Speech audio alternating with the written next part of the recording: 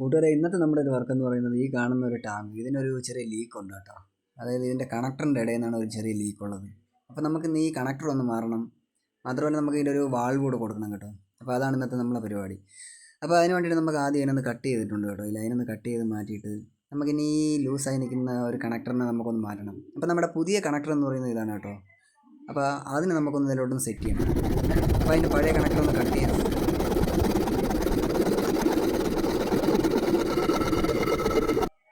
അങ്ങനെ നമ്മുടെ cut ചെയ്തെല്ലാം clear ചെയ്തിട്ട് നമ്മുടെ പുതിയ യൂണിയൻ ടൈപ്പ് കണക്ടറാണ് കേട്ടോ വാങ്ങിച്ചിട്ടുള്ളത്.